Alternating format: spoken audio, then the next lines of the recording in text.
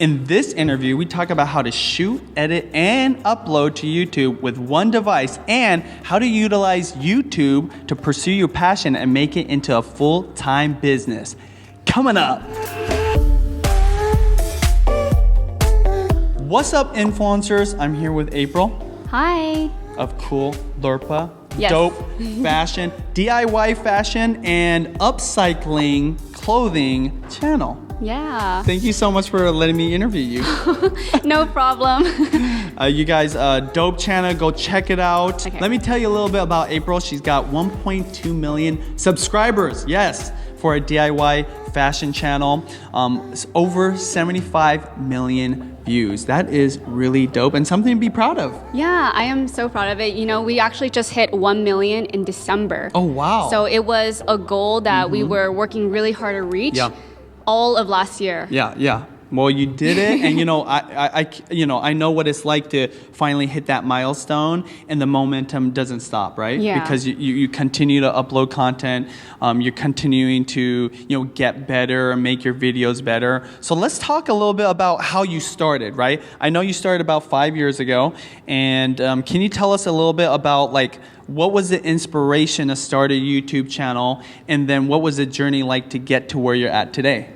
Well, before I learned how to sew and was interested in fashion, I've always been interested in editing videos. So I was always the person in the family with a camera, making family videos, and I would edit it and post it on my personal YouTube channel just for my family to watch and to keep some memories. And then when I learned how to sew in high school, and what year is that? I would say 2010. Okay, all right. 2009, 2010. I learned how to sew, and then because I'm the kind of person that always wants to look different from everybody, I don't want to be wearing the same thing. So I started off with cutting up my clothes.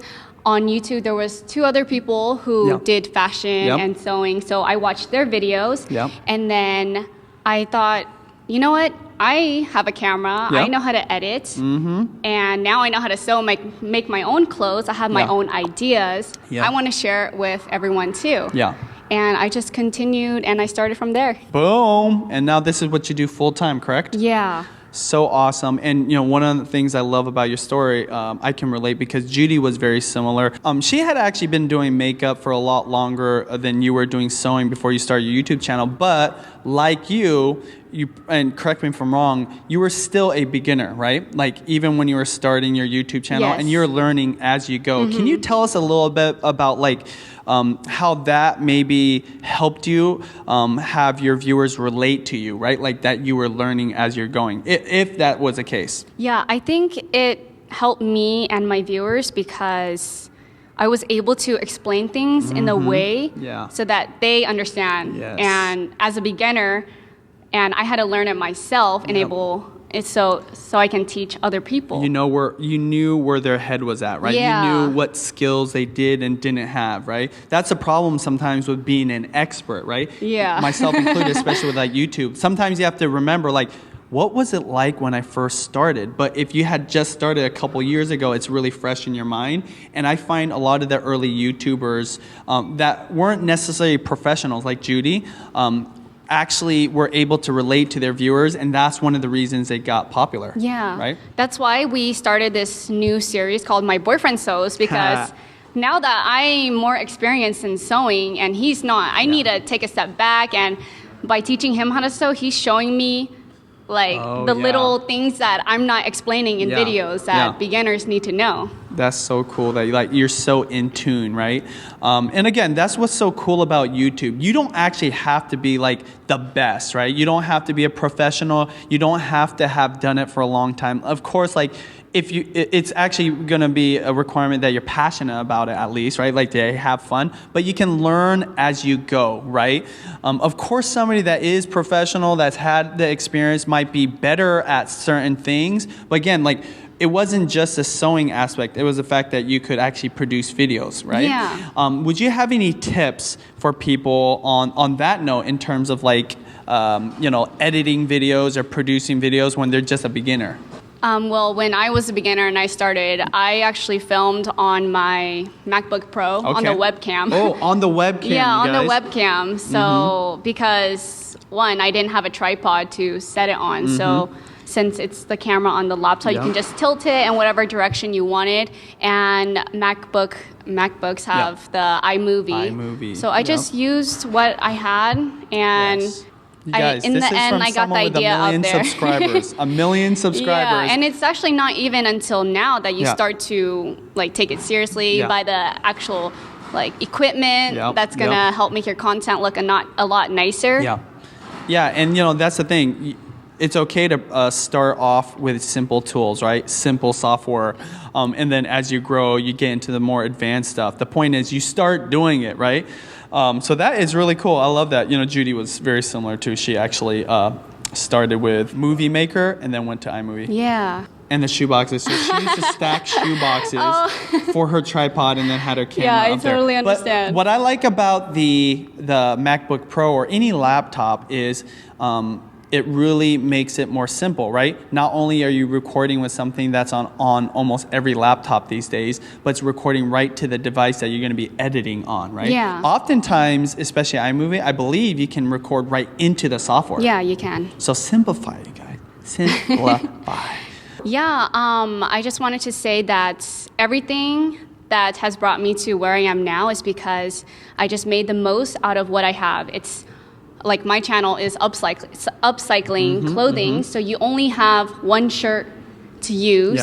You have to make the most out of it. So if you only have like one laptop with a webcam, like that's what you're gonna have to use, and you can't start off with everything at once because when you're limited with your tools, and that's when you're forced to be the most creative. You gotta hustle.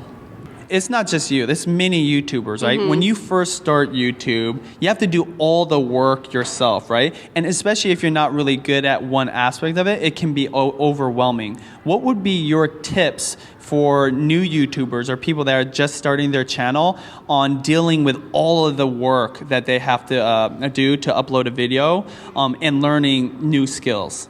I think it's important for anyone that wants to start their YouTube channel is that they need to be having fun and enjoying it. Like you should already be enjoying the editing, the creating, the filming. I enjoy doing it all, so I don't. That's why you probably enjoyed the DIY fashion, and it made it easier to learn the other things. Would you say that's true?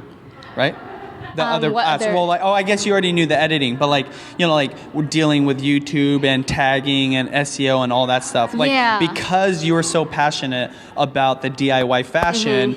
All that stuff didn't seem like work. Because you were trying to put up content for your viewers, right? Yeah, I enjoy doing it all, so it never seems like work to me, to be honest. Totally. Okay, this is a fun part, as if it wasn't fun already. Lightning round. Are you ready for that?